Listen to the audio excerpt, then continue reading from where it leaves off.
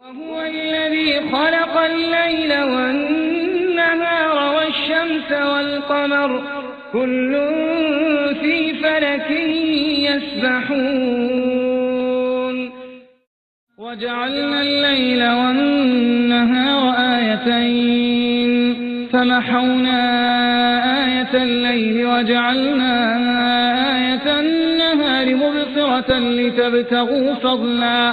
لتبتغوا فضلا من ربكم ولتعلموا عدد السنين والحساب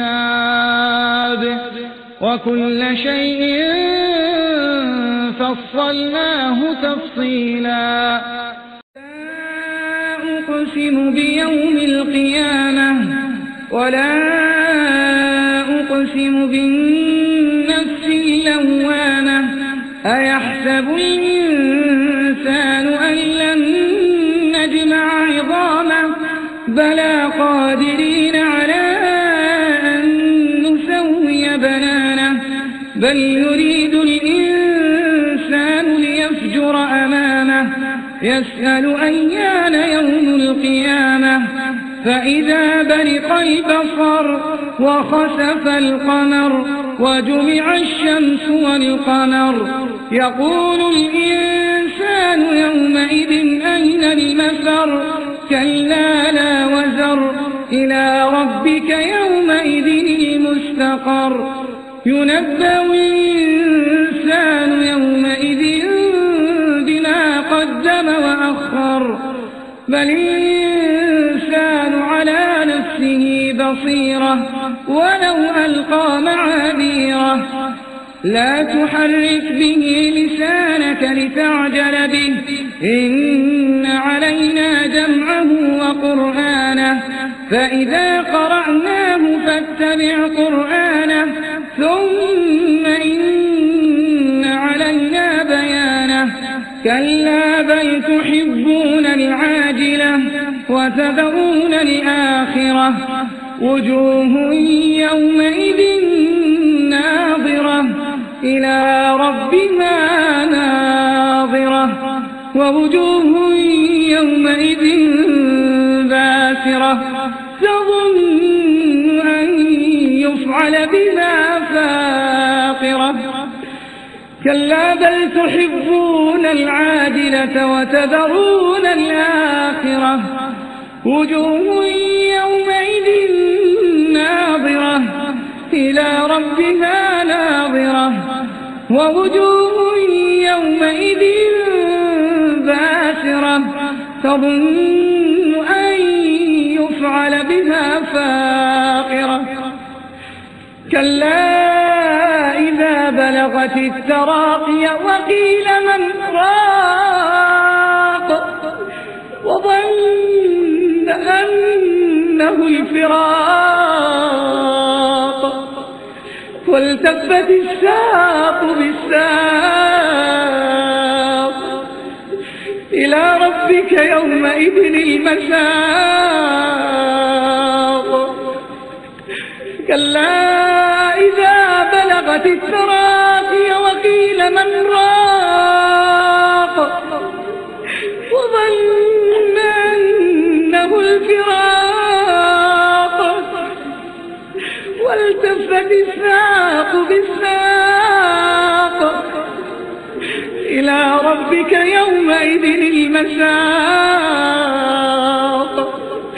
فلا صدق ولا صلى ولكن كذب وتولى ثم ذهب إلى أهله يتمطى أولى لك فأولى ثم أولى لك فأولى أيحسب الإنسان أن يترك سدى ألم يكن نطفة إن الحمد لله نحمده ونستعينه ونستغفره ونؤمن به ونتوكل عليه ونعوذ بالله من شرور أنفسنا ومن سيئات أعمالنا من يهدي الله فلا مضل له ومن يضلل فلا هادي له وأشهد أن لا إله إلا الله وحده لا شريك له وأشهد أن محمدا عبده ورسوله اللهم صل على محمد وعلى آل محمد كما صليت على إبراهيم وعلى آل إبراهيم إنك حميد مجيد اللهم بارك على محمد وعلى آل محمد كما باركت على إبراهيم وعلى آل إبراهيم إنك حميد مجيد أعوذ بالله من الشيطان الرجيم بسم الله الرحمن الرحيم يا أيها الناس اتقوا ربكم الذي خلقكم من نفس واحدة وخلق منها زوجها وبث منكما رجالا كثيرا ونساء واتقوا الله الذي تساءلون به والأرحام إن الله كان عليكم رقيبا يا أيها الذين آمنوا اتقوا الله حق تقاته ولا تموتن إلا وأنتم مسلمون அளவில்லா அருளும் நிகரில்லா கருணையும் கொண்ட எல்லாம் வல்ல அல்லாஹ் ஜல்ல ஷானஹு தஆலாவின் பெயர் சொல்லி ஆரம்பம் செய்கின்றேன். அவனுடைய சாந்தியும் சலாமும் கருணையும் மன்னிப்பும் பேரருளும் அவனின் இறுதி தூதர் நாயகம் ஸல்லல்லாஹு அலைஹி வஸல்லம் அவர்கள் மீதும் அவர்கள் உற்றார் உறவினர்கள் மீதும் அவர்களுடைய அடிச்சுவட்டை பின்பற்றி வெற்றி கண்ட சத்திய சஹாபாக்கள் மீதும் என் மீதும் உங்கள் மீதும் உலகளாவிய ஆண் பெண் முஸ்லிம்கள் அனைவர் மீதும் என்றென்றும் நிலைத்திருக்கட்டுமாக. அஸ்ஸலாமு அலைக்கும் வரஹமத்துல்லாஹி வபரகாத்துஹு. எல்லாமல்ல அல்லாஹ் சுப்ஹானஹு வ தஆலாவின் நல்லடியார்களே, எல்லாமல்ல அல்லாஹ்வின் மாபெரும் கிருபையால் இங்கு இப்பொழுது இஸ்லாமிய கருத்தரங்கம் இங்கே நடந்து கொண்டிருக்கிறது. இது ஒரு முத்தாய்ப்பான கருத்தரங்கம். சமுதாயத்திலே பெருங்கொண்ட பிரச்சனைகளுக்கு மத்தியிலே இந்த கருத்தரங்கம் வல்ல அல்லாஹ்வின் மாபெரும் கிருபையால் இங்கே நடந்து கொண்டிருக்கின்றது. இந்த கருத்தரங்கிற்கு தலைமையேற்று நடத்துவதற்காக ஜனாப் எஸ் ஃபக்ருதீன் அவர்கள் இங்கே அமர்ந்திருக்கிறார்கள். அதோடு அவர்களுக்கு அவருடைய தலைமை உரைக்கு பின்னதாக சகோதரி அலீமா அஷ்ரஃபியா அவர்கள் உரையாற்ற இருக்கிறார்கள். அதுக்கு அடுத்ததாக இரண்டாவது அமர்விலே சகோதரர் ஏர்வாடி சிராஜ் அவர்கள் அவர்களுடைய வீடியோ பிரசன்டேஷன் ஒன்று நடைபெற இருக்கிறது. அவர்களுக்கு அடுத்ததாக சகோதரர் ஏஎம்ஜி மசூத் அவர்கள் வானில் முதல் பிறை 3 நாள் தோன்றுமா என்கின்ற தலைப்பிலே பேச இருக்கிறார்கள். அதுக்கடுத்ததாக ஜனாப் அபு அப்துல்லா அவர்கள் உண்மை முஸ்லிம்கள் யார் என்ற தலைப்பில் பேச இருக்கிறார்கள். அதுக்கடுத்ததாக டாக்டர் முகமது அலி அவர்கள் நாளின் ஆரம்பம் எப்பொழுது மஹ்ரிபா ஃபஜ்ரா என்கின்ற தலைப்பிலும் பேச இருக்கிறார்கள். இறுதியாக ஜனாப் அபு அப்துல்லா அவர்கள் கேள்வி பதில் அளிக்க இருக்கிறார்கள்.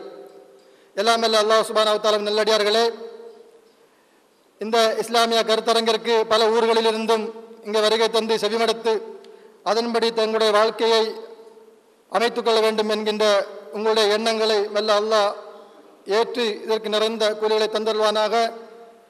இங்கே பேச வந்திருக்கக்கூடிய சிறப்பு பேச்சாளர்களையும் தாய்களையும் அத்தோடு இங்கே செவிமடுக்க வந்திருக்கக்கூடிய உங்கள் அனைவரையும் வருக வருக என வரவேற்பதில் நாம் நம்முடைய சமுதாயத்தோர் எல்லோரும் மகிழ்ச்சி அடைகிறோம். வல்ல அல்லாஹ் கிருபை செய்வானாக. அடுத்ததாக நம்முடைய தலைவர் ஜனாப் எஸ் ஃபக்ருதீன் அவர்கள் தலைமையை ஏற்று இந்த நிகழ்ச்சி நடத்தி தரும்படியும் தலைமை உரையாற்றும்படியும் அவர்களை அழைக்கிறேன். அஸ்ஸலாமு அலைக்கும் வரஹ்மத்துல்லாஹி வபரகாத்துஹு. அல்ஹம்துலில்லாஹ்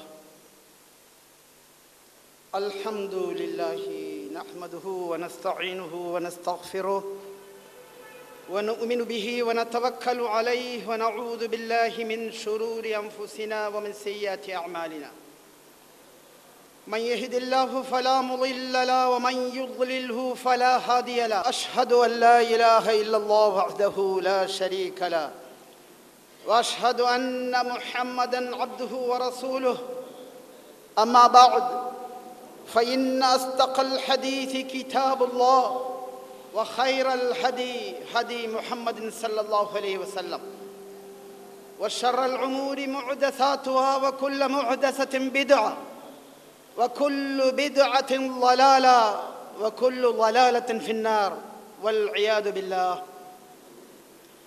أعوذ بالله من الشيطان الرجيم بسم الله الرحمن الرحيم أمتكم أمة واحدة وأنا ربكم فاعبدوا وتقطعوا أمرهم بينهم زبرا كل حزب بما لديهم فرحون صدق الله العظيم. கண்ணியத்திற்குரிய அல்லாஹ் ஜல்ல ஷானஹு தஆலா நல்லடியார்களே, அல்லாஹ்வுடைய சாந்தியும் சமாதானமும் கிருபையும் மன்னிப்பும் அருளும் உங்களுக்கும் எனக்கும் உலக மக்கள் அனைவருக்கும் அல்லாஹ் ஜல்ல ஷானஹு தஆலா சொரிந்து அருள்வானாக. அஸ்ஸலாமு அலைக்கும் வரஹ்மத்துல்லாஹி வபரகாத்துஹு.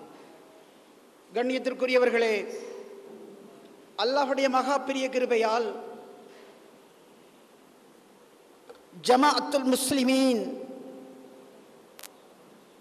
நடத்தும் இந்த கருத்தரங்கில் எங்களுடைய அழைப்பை ஏற்று வெகு தூரத்திலிருந்து வந்திருக்கக்கூடிய என்னுடைய நண்பர்கள், இந்த ஊரை சார்ந்தவர்கள், உலமா பெருமக்கள், அருமை தாய்மார்கள், இவர்கள் அனைவரையும் என்னுடைய உள்ளம் மிக சிறப்பாக மனமொழி மெய்களால் வாழ்த்துகிறது. காரணம், இந்த நாள் மற்றவர்களுக்குரிய நாள். இந்த நாளிலே அவர்களுடைய ஆட்டங்கள், பாட்டங்கள், கூத்துகள், குடிகள், கும்மாளங்கள் நடக்கக்கூடிய இந்த ஒரு அவலமான நிலையில், சூழ்நிலையில் அதிலிருந்து மாறுபட்டு ஏகத்துவத்தை விளங்குவதற்காக அல்லாஹுடைய பேச்சையும் ரசூல் ஸல்லல்லாஹு அலைஹி வஸல்லம் அவர்களுடைய சொற்களையும் செவிமடுப்பதற்காக நீங்கள் நேரம் ஒதுக்கி வந்திருக்கிறீர்களே, உங்களுக்கு அல்லாஹ் ஜல்ல ஷானஹு தஆலாவுடைய சுபசோபனம், அவனுடைய அருள் எல்லாம் நிச்சயமாக உங்களுக்கு கிடைக்கும் என்பதில் எந்த சந்தேகமும் இல்லை.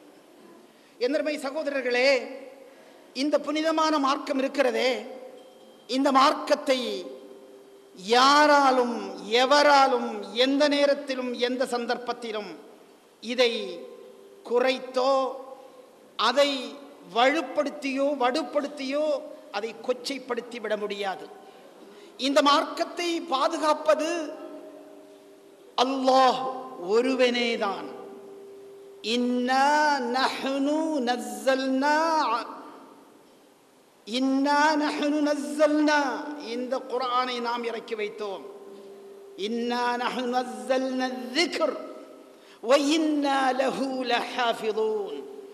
இந்த குர்ஆனை, இந்த நினைவூட்டியை நாமே இறக்கி வைத்தோம், இதை நாமே பாதுகாப்போம். இதிலே யாருக்காக இந்த திருக்குர்ஆன் இறக்கி அருளப்பட்டதோ அந்த நபிக்கோ, யாரை திருத்துவதற்காக அனுப்பப்பட்டதோ அவர்களுக்கோ எந்த பங்கும் கிடையாது. இந்த பெருமானார் ஸல்லல்லாஹு அலைஹி வஸல்லம் அவர்கள் இறுதியாக இதற்கு முன்னால் நபி ஸல்லல்லாஹு அலைஹி வஸல்லம் அவர்களுக்கு முன்னால் வந்த நபிமார்கள் உள்பட, அவர்களுக்கு கொடுத்த வேதங்கள் உள்பட அனைத்தும் அல்லாஹ் ஜல்ல ஷானஹு தஆலா இறக்கி வைத்தது.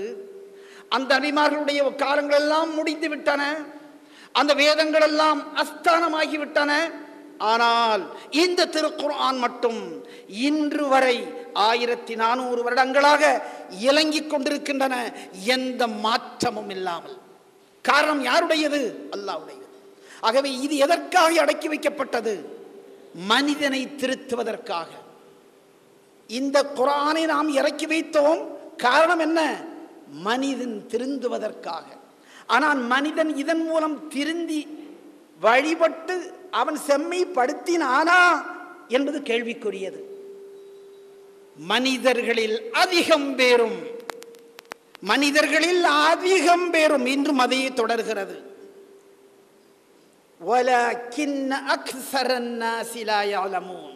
மனிதர்கள் அதிகம் பேரும் இதை அறிந்து கொள்ள மாட்டார்கள். இந்த மார்க்கம் நிலையான மார்க்கம், இது நிலைநிறுத்தப்பட்ட மார்க்கம், உறுதியான மார்க்கம். மனிதர்கள் அதிகம் பேரும் இதை உணர்ந்து கொள்ள மாட்டார்கள். வலாக்கின் அக்ஸரன் நாஸி லா யஷ்குரூன்.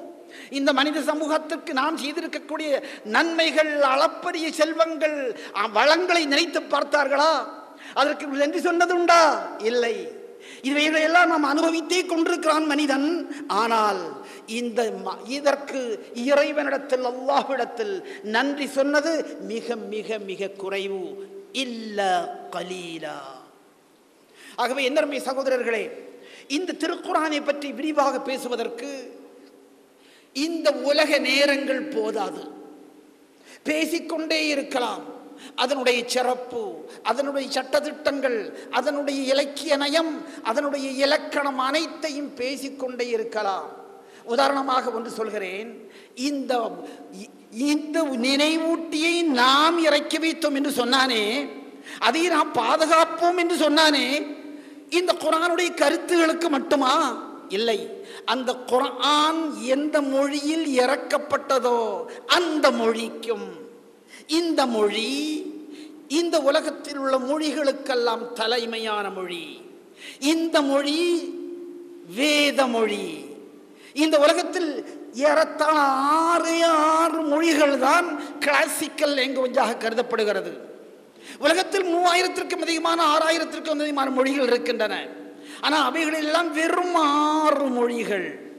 அந்த 6 மொழிகளை எடுத்துக்கொண்டால் சான்ஸ்கிரிட்டை நீங்கள் எடுத்துக்கொள்ளுங்கள், லாட்டினை எடுத்துக்கொள்ளுங்கள், ஹிப்ருவை எடுத்துக்கொள்ளுங்கள். இவைகளெல்லாம் இறந்துபட்ட மொழி. ஆனால் இவைகளெல்லாம் உயிர்தனிச்ச மொழி. இவைகளெல்லாம் உயிர்தனிச்ச மொழியாக கருதப்பட்ட மொழிகள். இதில் வெறும் 6 மொழிகள் யுனைடெட் நேஷன்ஸ் என்று சொல்லக்கூடிய அந்த உலக நாடுகள் சபைகள் பேசப்படுகிறது. அங்கு இந்த அரபி செம்மொழி ஒரு மொழியாக கருதப்படுகிறது. ஆங்கிலம் பேசப்படுகிறது. ஆனால் ஆங்கிலமோ வேத மொழி அல்ல, ஆங்கிலம் அறிவியல் மொழி. ஆகவே இந்த மொழியை அல்லாஹ் ஜல்ல தஆலா பாதுகாத்திருக்கிறான் என்றால், அன்று இறக்கிய மொழியில் அதே போன்று எந்த மாற்றமும் இல்லாமல், கூடுதலும் குறவும் இல்லாமல் இன்று இலக்கிய மொழியாக, உலக மக்கள் அனைவரும் விரும்பி பேசக்கூடிய மொழியாக அரபி, ஆங்கிலம் அரபிக்கு எத்தனையோ இடத்திற்கு பிறகு வந்தது.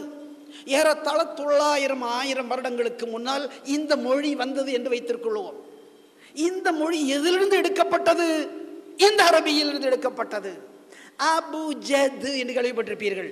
குழந்தைகளுக்கு அரபியை படித்துக் கொடுப்பதற்காக அபுஜத், ஹவ்வஸ், ஹுத்தி, கலிமன் என்று சொல்வது உண்டு குழந்தைகளுக்கு. இந்த அபுஜத் எங்கிருந்து எடுத்தாரு?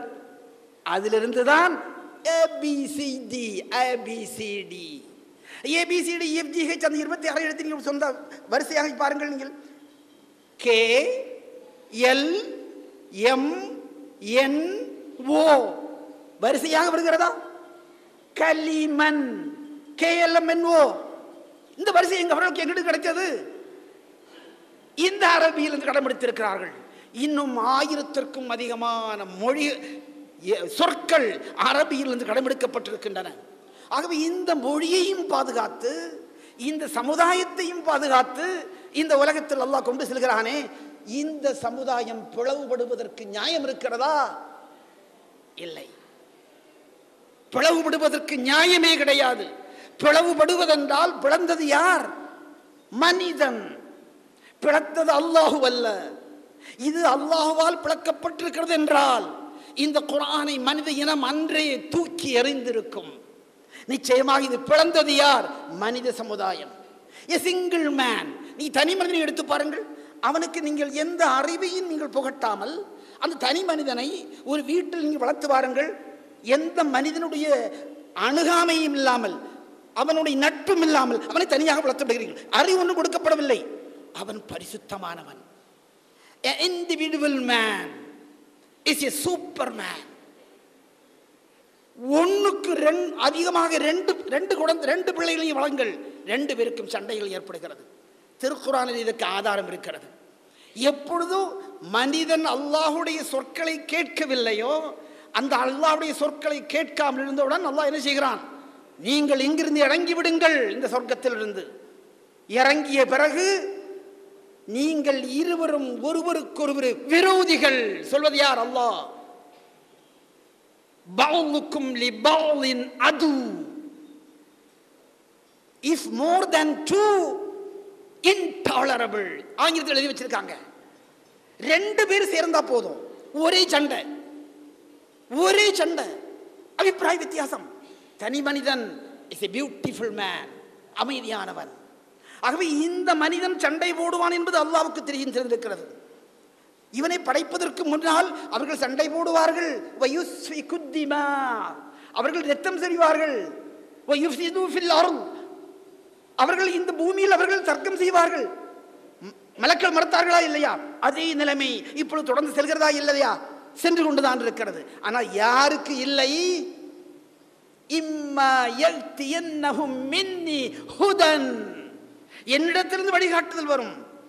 இம்மா யல்தியன்னஹும் மின்னி ஹுதன், உங்களிடத்திற்கு வழிகாட்டி வரும். இம்மா யல்தியன்னஹும் மின்னி ருசுல், என்னிடத்திலிருந்து வழிகாட்டிகள் வருவார்கள், நபிமார்கள் வருவார்கள். வேதங்கள் வந்தது. இந்த வேதத்தை யார் பற்றி பிடித்துக் கொண்டார்களோ அவர்களுக்கு எந்த பயமும் கிடையாது. ஆகவே அப்படிப்பட்ட பற்றி பிடிக்கக்கூடிய கூட்டத்திற்களாக அல்லாஹ் ஜல்ல ஷானஹு தஆலா நம்மை ஆக்கி வருள்வானாக. எந்தர்மை சகோதரர்களே,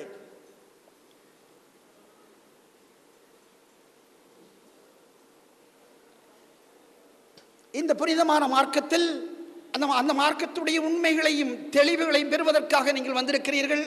உங்களை மீண்டும் மீண்டும் ஜமாத்துல் முஸ்லிமீன் சார்பாக நான் வரவேற்றுக் கொள்கிறேன். அல்லாஹ் ஜல்ல ஷானஹு தஆலா இங்கு எது பேசப்படுகிறதோ அவரை செவிதாய்த்து கேளுங்கள், பெருந்து விடாதீர்கள், அபிப்பிராய வித்தியாசம் கொள்ளாதீர்கள். அல்லாஹ் ஜல்ல ஷானஹு தஆலா உங்களுக்கும் எனக்கும் உலக முஸ்லிம்கள் அனைவருக்கும் ஒற்றுமை என்னும் கயிற்றை பற்றி பிடிப்பதற்கு அல்லாஹ் உதவி செய்வானாக. வஆஹிர் தஅவானா அல்ஹம்துலில்லாஹி ரப்பில் ஆலமீன். அடுத்ததாக இஸ்லாம் கூறும் ஒழுக்க நெறி பற்றி சகோதரி ஆலிமா அஷ்ரஃபியா அவர்கள் உங்களிடத்தில் உரையாற்றுவார்கள்.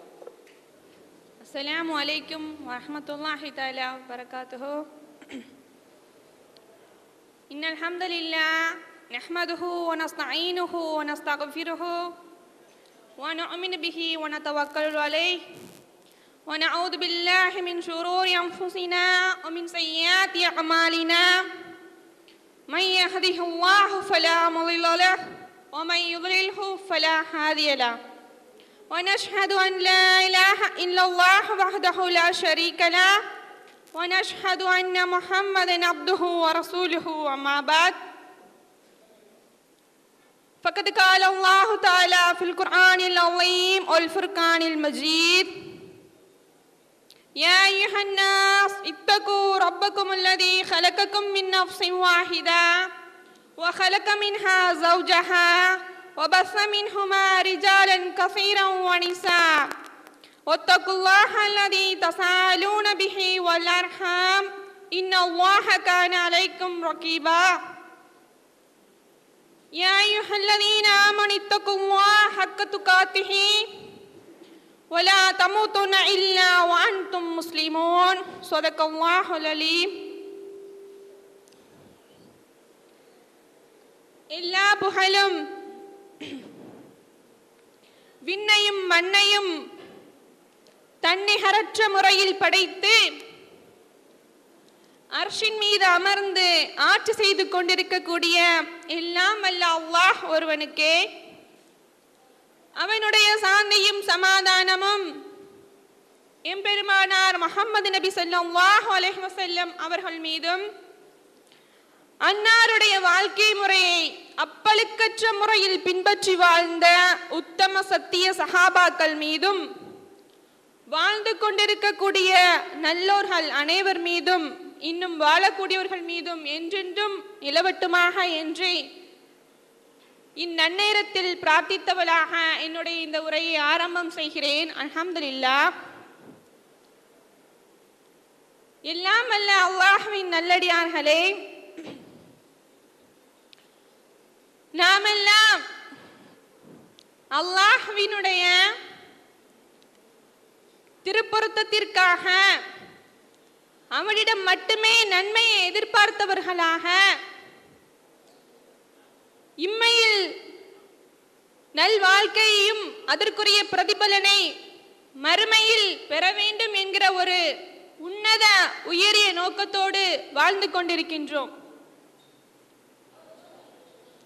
அல்லாஹ் தஆலா தன்னுடைய திருமறையில் கூறுகிறான், ஒமா ஹலக்துல் ஜின்ன வல் இன்ஸ இல்லா லியஅபுதூன். மனித வர்க்கத்தையும் ஜின் வர்க்கத்தையும் என்னை வணங்குவதற்காக அன்றி தவிர நான் வேறு எதற்காகவுமே படைக்கவில்லை என்று. ஆக மனித சமுதாயத்தை எல்லாம் வல்ல அல்லாஹ் எதற்காக படைத்தான் என்றால் அவனை வணங்குவதற்காக. இந்த வணக்கம் என்பது தொழுகை, நோன்பு, ஜகாத், ஹஜ் போன்ற இந்த 5 கடமைகள் மட்டும் தானா என்று பார்த்தால் நிச்சயமாக இல்லை.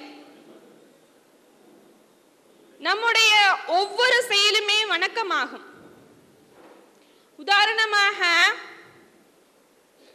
நாம் ஒரு முஸ்லிமான சகோதரனை பார்த்து புன்முறுவலோடு நம்முடைய மனதில் அவரை பற்றி எந்த விதமான ஒரு கெட்ட எண்ணமும் இல்லாமல் அவரை பார்த்து புன்முறுவல் புரிவது கூட ஒரு வணக்கமாகும் என்று நபி ஸல்லல்லாஹு அலைஹி வஸல்லம் அவர்கள் கூறியிருக்கிறார்கள். ஆக வணக்கம் செய்வதற்காக பிரத்யேகமான முறையில் நாம் முயற்சிகள் மேற்கொள்ள வேண்டும் என்று இல்லை. நம்முடைய நடைமுறை வாழ்க்கையை நாம் வணக்கமாக மாற்றிக்கொள்ள வேண்டும். இன்றைய காலகட்டத்தை நாம் எடுத்துக்கொண்டோமானால் எந்த திசையில் நோக்கினாலும் எங்கு பார்த்தாலும் நம்முடைய ஈமானுக்கு பலகீனம் விளைவிக்கக்கூடிய காட்சிகள் தான், செய்திகள் தான் நம்முடைய காதுகளுக்கும் கண்களுக்கும் இன்று விருந்தளித்துக் கொண்டிருக்கிறது. எந்த நிலையில் நம்முடைய ஈமானை பலகீனப்படுத்தலாம், நம்முடைய அமல்களை இல்லாமல் ஆக்கலாம் என்று ஷைத்தானும் அவனுடைய கூட்டாளிகளும் என்ன செய்கிறார்கள்? கங்கணம் கட்டிக்கொண்டு நம்முடைய ஈமானை பலகீனப்படுத்துகிறார்கள். நாம் நினைத்துக் கொண்டிருக்கலாம் நாம் நன்றாக அமல் செய்து கொண்டிருக்கிறோம், நம்முடைய ஈமான் சக்தி மிக்கதாக இருக்கிறது என்று. ஆனால் இல்லை. நபி ஸல்லல்லாஹு அலைஹி வஸல்லம் அவர்கள் வாழக்கூடிய காலத்தில் வாழ்ந்த அந்த உத்தம சஹாபாக்கள் கூட நபி அருகில் இருக்கும் போது இருக்கக்கூடிய ஈமானை விட அவர்களை கடந்து சென்ற பின் ஏற்படக்கூடிய ஈமான் குறைவாக இருக்கிறது என்று நபியிடத்தில் கூறியிருக்கிறார்கள். அப்படி இருக்கும்போது நாம் வாழக்கூடிய இக்கால சூழ்நிலையை நாம் சற்று சிந்தித்து பார்க்க வேண்டும். எங்கு பார்த்தாலும் ஒழுக்கக்கேடற்ற செயல்கள். ஏன் இவ்வாறு நிகழ்கிறது என்று சொன்னால், அல்லாஹு தஆலா சொர்க்கத்தையும் நரகத்தையும் படைத்துவிட்டு ஜிப்ரீல் அலைஹிஸ்ஸலாம் அவர்களை கூப்பிட்டு அல்லாஹ் கூறுகிறான், யா ஜிப்ராயில், நான் என்னுடைய அடியார்களுக்காக சொர்க்கத்தையும் நரகத்தையும் தயார்படுத்தி வைத்திருக்கின்றேன், அதை சென்று நீர் பார்த்து வாரும் என்று கூறுகிறான். அப்போது முதலில் சொர்க்கத்தை சென்று ஜிப்ரீல் அலைஹிஸ்ஸலாம் அவர்கள் பார்க்கிறார்கள். அப்போது வந்து கூறுகிறார்கள், யா அல்லாஹ், உன்னுடைய அடியார்களில் ஒரு அடியார் கூட இந்த சொர்க்கத்திற்கு வராமல் இருக்க மாட்டார், எப்பாடுபட்டாவது இந்த சொர்க்கத்தை அடைந்து கொள்வார் என்று கூறினார்கள். பிறகு அல்லாஹ் கூறுகிறான், யா ஜிப்ராயில், நரகத்தை சென்று பார்வையிட்டு வாரும் என்று. ஜிப்ரீல் அலைஹிஸ்ஸலாம் சென்று நரகத்தை பார்வையிடுகிறார்கள். வந்து கூறுகிறார்கள், யா அல்லாஹ், நிச்சயமாக உன்னுடைய அடியார்களில் எவருமே இந்த நரகிற்கு வருவதற்கு அச்சப்படுவார்கள், யாருமே வரமாட்டார்கள் என்று. அதற்கு பிறகு அல்லாஹு தஆலா என்ன செய்கிறான் தெரியுமா? சொர்க்கத்தை கஷ்டங்கள், கட்டுப்பாடுகள், ஒழுக்கம், இன்ன பிற வணக்கங்கள் போன்ற செயல்களினால் சொர்க்கத்தை மாற்றி அமைக்கிறார். அதாவது இன்னென்ன செயல்களினால் தான் சொர்க்கத்தை பெற முடியும். நரகத்தை எப்படி ஆக்குகிறான்? சுகபோகமான வாழ்க்கை, மனம் எதை கூறுகிறதோ அதுக்கு ஏற்ப வாழக்கூடிய வாழ்க்கை, இன்னும் ஆடம்பரமான வாழ்க்கை, கட்டுக்கோப்பு இல்லாத வாழ்க்கை போன்ற அனாச்சாரங்களை கொண்டு நரகத்தை அல்லாஹ் நிரப்பி வைக்கிறான். இப்போது ஜிப்ரைல் அலைஹிஸ்ஸலாத்திடம் சென்று கூறுகிறான், யா ஜிப்ரைல், இப்போது சென்று சொர்க்கத்தை பார்வையிட்டு வாரும் என்று. அப்போது ஜிப்ரைல் அலைஹிஸ்ஸலாம் போய் பார்த்து வந்து சொல்கிறார்கள், யா அல்லாஹ், நிச்சயமாக இந்த சொர்க்கத்திற்கு உன்னுடைய அடியார்களில் மிக குறைவானவர்களே, அதாவது ரொம்ப கஷ்டப்பட்டு தான் இந்த சொர்க்கத்துக்கு வருவாங்கோ. முதல்ல என்ன சொன்னாங்கோ, யாருமே இந்த சொர்க்கத்திற்கு வராமல் இருக்க மாட்டார்கள் என்று. பிறகு என்ன கூறுகிறார்கள், கஷ்டத்தை இந்த சொர்க்கத்திற்கு நுழைய வேண்டும் என்று சொன்னால் மிக குறைவானவர்கள் தான் வருவார்கள் உன்னுடைய அடியார்களில் இருந்து என்று. சிந்தித்து பார்க்க வேண்டும் சகோதர சகோதரிகளே. பிறகு அல்லாஹ் தஆலா நரகத்தை பார்வையிடுமாறு கூறுகிறான். நரகத்தை பார்த்துவிட்டு வந்து ஜிப்ரீல் அலைஹிஸ்ஸலாம் கூறுகிறார்கள், இந்த நரகத்திற்கு உன்னுடைய அடியார்களில் இருந்து அதிகமான பேர்கள் வருவார்கள் என்று. நான் ஏன் இதை கூறுகிறேன் என்று சொன்னால், சொர்க்கம் என்பது அவ்வளவு எளிதாக கிடைத்துவிடக்கூடிய விஷயம் அல்ல. நாம் நினைக்கலாம் நம்முடைய அமல்கள் மூலமாக நாம் எளிதாக சொர்க்கத்தை அடைந்து விடலாம் என்று. ஆனால் நம்முடைய அமல்கள் மட்டும் இருந்தால் நாம் சொர்க்கத்தை அடைந்து விட முடியாது. முக்கியமாக அல்லாஹ்வினுடைய அருள் சூழ்ந்திருக்க வேண்டும். நான் கூறவில்லை, நபி ஸல்லல்லாஹு அலைஹி வஸல்லம் அவர்கள் கூறுகிறார்கள் சஹாபாக்களை பார்த்து, அல்லாஹ்வினுடைய அருள் உங்களை சூழ்ந்து கொள்ளவில்லை என்று சொன்னால் நீங்கள் சொர்க்கத்தில் நுழைய முடியாது, எவ்வளவுதான் நீங்கள் கைகள் நிறைய அமல்கள் செய்திருந்தாலும் சரி என்று.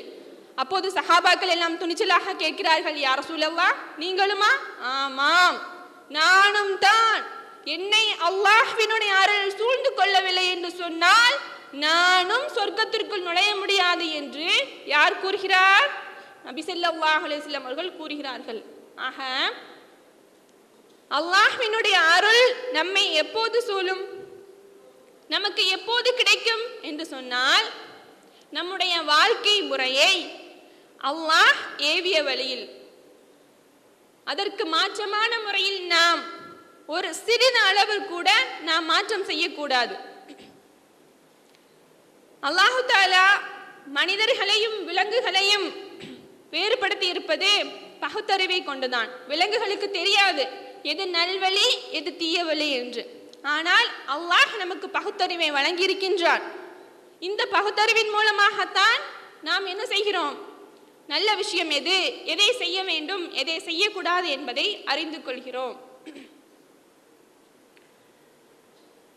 இந்த மனித சமுதாயத்திற்கு நேர்வழியாக அல்லாஹ் தஆலா இறுதியாக அனுப்பிய வேதம் தான் திருக்குர்ஆன். இந்த திருக்குர்ஆனில் இந்த விஷயம் கூறப்பட்டிருக்கிறது, இது கூறப்படவில்லை என்று சொல்ல முடியாது.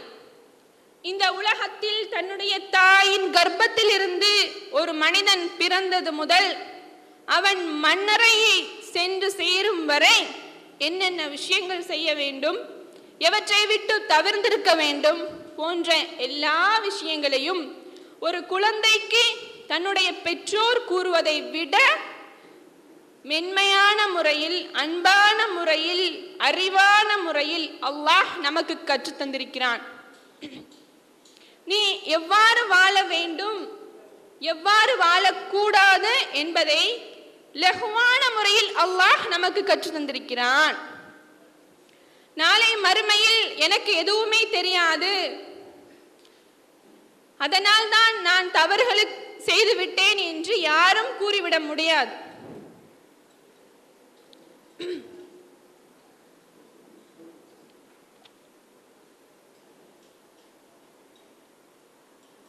அல்லாஹ் இது பற்றி 5வது அத்தியாயத்தில் 48வது வசனத்தில் கூறுகிறான், நாம் மனிதர்களாகிய உங்களில் ஒவ்வொரு சமூகத்தாருக்கும் ஷரீஅத்தையும் ஒரு செயல் வழியையும் அமைத்து தந்தோம். நீ என்ன முறையில் வாழ வேண்டும் என்கிற ஷரீஅத்தையும் அதை எப்படி செயல்படுத்த வேண்டும் என்ற செயல்முறை, அதுதான் நபி ஸல்லல்லாஹு அலைஹி வஸல்லம். ஷரீஅத்தின் அல்லாஹ் சொல்றதுங்க குர்ஆனை குறி காட்டுறான். தொழணும், தொழுகையை மேற்கொள்ளுங்கள் அப்படின்னு அல்லாஹ் சொல்றான். அதை எப்படி தொழணும்னு நபி ஸல்லல்லாஹு அலைஹி வஸல்லம் அவர்கள் நமக்கு விளக்கமாக கற்று தந்தார்கள். ஆக அல்லாஹ் நம்மை படைத்து வீணாக விட்டு விடவில்லை, நமக்கு தேவையான ஷரீஅத்தையும் தந்திருக்கிறான், செயல் விளக்க முறையை கற்றுத்தரக்கூடிய நபியையும் தந்திருக்கிறான். எல்லா விஷயத்திற்குமே அல்லாஹ் ஒரு ஒழுங்குமுறையை நமக்கு கற்பித்து தந்திருக்கிறான். இந்த ஒழுக்கம் என்கிற ஒரு ஆடையை ஒரு மனிதன் தன்னுடைய மேனையின் மீது போர்த்தாதவரை அந்த மனிதன் சுவனத்தை அடைய முடியாது. இன்றைய காலகட்டத்தை பார்த்தோமானால் ஒழுக்கக்கேடான செயல்கள் எந்த திசையில் பார்த்தாலும் மாற்று மத சமூகத்தார்களை விட நம்முடைய இஸ்லாமிய சமூகத்தார் தான் இந்த ஒழுக்கக்கேடான செயல்களில் வீழ்ந்து கொண்டிருக்கிறார்கள். எந்த திசையை பார்த்தாலும் நம்முடைய ஈமானை பலகீனமாக்கும் சுவரொட்டிகள், ஆபாச பாடல்கள், ஆபாச படங்கள். இஸ்லாமிய பெண்களை இன்று நாம் எடுத்துக்கொண்டோமானால் ஒழுக்கத்தின் பிறப்பிடமாக வாழக்கூடிய இஸ்லாமிய பெண்களே இன்று தன்னுடைய கணவன்மார்களுக்கு மட்டுமே காட்ட வேண்டிய அலங்காரத்தை அவர் அல்லாத மற்ற ஆண்களிடத்தில் காண்பித்துக் கொண்டிருக்கிறார்கள். அதற்கு பெயர் நாகரிகமாம். சுப்ஹானல்லாஹ். இந்த நாகரிகம் நம்மை எங்கு கொண்டு போய் சேர்க்கும்? நவுது பில்லாஹி மின்ஹா, அல்லாஹ் நம்மை காப்பாற்ற வேண்டும். ஆக ஒழுக்கம் என்கிற ஒரு விஷயத்தை இஸ்லாம் நமக்கு மிக அழகான முறையில் கற்று தந்துள்ளது. ஆடை விஷயத்திலும் சரி, உணவு விஷயத்திலும் சரி, பிறரோடு நடந்து கொள்கிற விஷயத்திலும் சரி, எல்லா விஷயத்திலுமே இஸ்லாம் நமக்கு ஒழுக்கத்தை கற்று தந்திருக்கிறது. ஆடை விஷயத்தில் பெண்களை எடுத்துக்கொண்டோமானால் ஹிஜாப். அந்நிய ஆண்கள் திருமணம் முடிப்பதற்கு தடை செய்யப்பட்ட தன்னுடைய தந்தை, சிறிய தந்தை, பெரிய தந்தை போன்ற மகரமான, அதாவது திருமணம் செய்வதற்கு தடை செய்யப்பட்ட ஆண்களை தவிர மற்ற ஆண்களிடத்தில் எந்த ஹிஜாப் முறையில் நடந்து கொள்ள வேண்டும் என்று இஸ்லாம் நமக்கு கற்றுத் தந்துள்ளது. ஆனால் இன்றைய பெண்களை நாம் எடுத்துக்கொள்வோம் சகோதரிகளே. இன்றைய பெண்களை நாம் பார்த்தோமானால் கேவலம். இஸ்லாம் அவர்களை முஸ்லீம் என்று சொல்வதற்கே கேவலம். அந்த அளவிற்கு தன்னுடைய உடல் அலங்காரத்தை பகிரங்கமான முறையில் அந்நியர்களிடத்தில் வெட்ட வெளிச்சம் போட்டு காண்பித்துக் கொண்டிருக்கின்றார்கள். இவர்களுக்கெல்லாம் இஸ்லாத்தில் கொடுக்கப்பட்ட குர்ஆனும் ஹதீஸும் இவர்களுக்கு கிடைத்து இருந்தும் கூட இவர்கள் துரதிர்ஷ்டவாளிகள் தான். அல்லாஹு தஆலா நாளை மறுமை நாளில், அதாவது நிழலே இல்லாத அந்த மறுமை நாளில் அல்லாஹ் 7 வகையான மனிதர்களுக்கு நிழல் அளிப்பதாக வாக்களிக்கிறான். அதில் ஒரு வகையினர் யார் என்று பார்த்தால், தன்னுடைய வாலிபத்தை அல்லாஹ்விற்காக அல்லாஹ்வினுடைய இறை அச்சத்தில் கழித்த வாலிபன். அது ஆணாயினும் சரி, பெண்ணாயினும் சரி. இந்த வாலிபருக்கு அல்லாஹ் நிழல் அளிப்பதாக வாக்களிக்கிறான். ஏன் என்று சொன்னால், இந்த வாலிப பருவம் தான் ஒரு மனிதனுடைய மிக முக்கியமான பருவம். இந்த பருவத்தில் தான் ஷைத்தான் என்ன செய்கிறான்? தன்னுடைய ஊசலாட்டங்களை கட்டவிழ்த்து விடுகின்றான். தான் தோன்றுத்தனமான வாழ்க்கையை வாழ்வதற்கு ஷைத்தான் என்ன செய்கிறான்? வழிகோலுகிறான். ஆனால் இந்த சமயத்தில், இந்த வாலிப சமயத்தில் நாம் என்ன செய்ய வேண்டும்? கட்டுக்கோப்பான முறையில் வாழ வேண்டும். வாலிபம் என்று சொன்னால் டீனேஜ், திருமணத்திற்கு முன்பு வரைதான் வாலிபம் என்று இல்லை. ஒரு குறிப்பிட்ட வயது வரை, ஒரு 20 வயதிலிருந்து ஒரு 45 வயது வரை எடுத்துக்கொள்ளலாம். நாம் நினைத்துக் கொள்கிறோம் திருமணத்திற்கு முன்பு வரைதான் வாலிபம், அதற்கு பின்பு வாலிபம் என்று குறிப்பிடவில்லை என்று. இல்லை, இந்த காலகட்டத்தில், அதாவது இளமை அல்லாஹ் வழங்கியிருக்கக்கூடிய இந்த காலகட்டத்தில் நாம் அல்லாஹ்விற்கு பயந்து அவனுடைய கட்டளைகளுக்கு கட்டுப்பட்டு ஒழுக்கம் என்கிற ஆடையை நாம் அணிவித்து வாழ்ந்தோம் என்று சொன்னால் நிச்சயமாக நாளை மறுமையில் நமக்காக தயார் செய்து வைத்திருக்கக்கூடிய ஒப்பு உவமை கூற இயலாத சொர்க்கத்தை நாம் அடைந்து கொள்ளலாம் சகோதரிகளே. இஸ்லாத்தை பொறுத்தவரையில் ஒழுக்கத்திற்கு மிக முக்கியத்துவம் கொடுக்கிறது. ஒழுக்கம் இல்லை என்று சொன்னால் ஒரு மனிதன் இல்லை, அவன் மிருகத்திற்கு சமமாவான். ஆக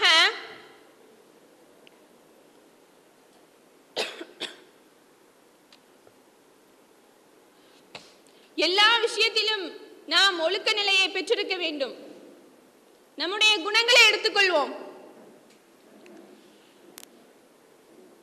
நற்குணங்கள் அதுவும் கூட ஒழுக்கம்தான்.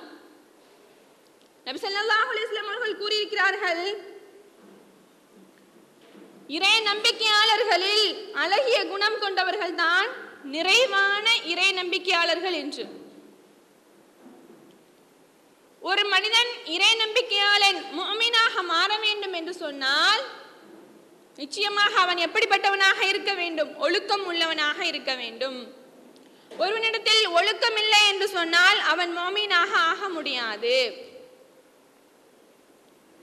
அடுத்ததாக நபி ஸல்லல்லாஹு அலைஹி வஸல்லம் அவர்கள் கூறுகிறார்கள், ஒரு மனிதனை சொர்க்கத்தில் நுழைவிக்க செய்வது இறை அச்சமும் நற்குணமும் தான் என்று கூறியிருக்கிறார்கள். முதற்படியாக இறை அச்சத்தை கூறிவிட்டு அதற்கு அடுத்தபடியாக நற்குணத்தை கூறுகிறார்கள். இந்த நற்குணம் ஒரு மனிதனிடத்தில் இருந்தது என்று சொன்னால் நிச்சயமாக அந்த மனிதன் நாளை மறுமை நாளில் வெற்றி பெறக்கூடியவனாக இருக்கின்றான்.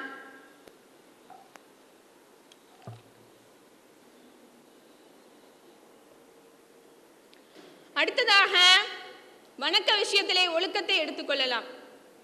பிறர் பார்க்க வேண்டும், நம்மை புகழ வேண்டும், நம்மை இபாதத்தாலி அதாவது ஒரு வணக்கசாலி என்று கூற வேண்டும் என்று நாம் ஒரு அமல் செய்தோம் என்று சொன்னால் அந்த அமல் அல்லாஹ்விடத்தில் என்ன செய்யப்படாது? ஏற்றுக்கொள்ளப்படாது.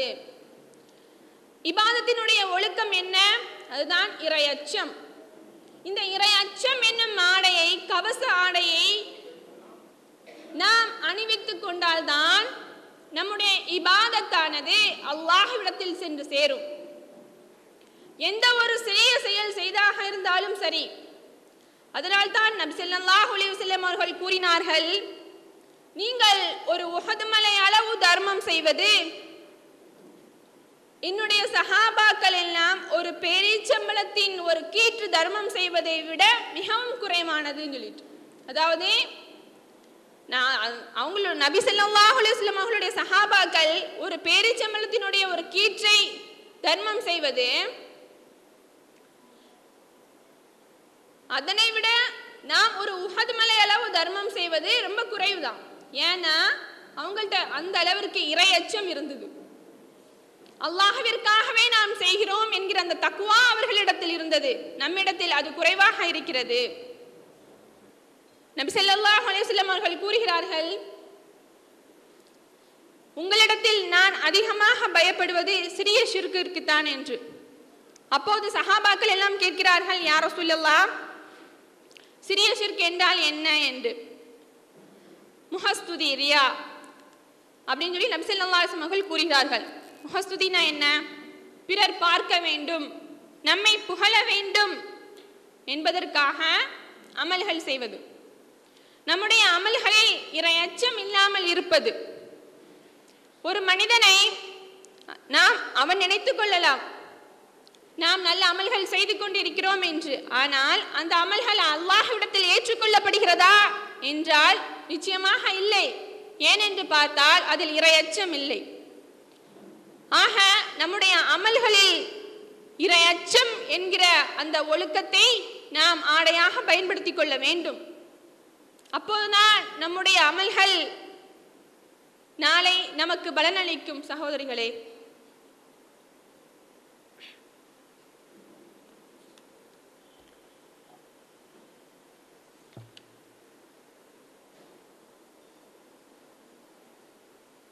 இந்த அச்சம் இல்லாத மனிதர்களுடைய வாழ்வு எப்படிப்பட்டது என்றால், திசை தெரியாமல் செல்லக்கூடிய கப்பலை போன்றது. உதாரணமாக, கடலில் கப்பல்கள் செல்வதற்கு கலங்கரை விளக்கம் வைத்திருப்பார்கள். இதற்கு அது எந்த இடத்தை சென்று அடைய வேண்டுமோ அந்த இடத்தை அடைவதற்காக.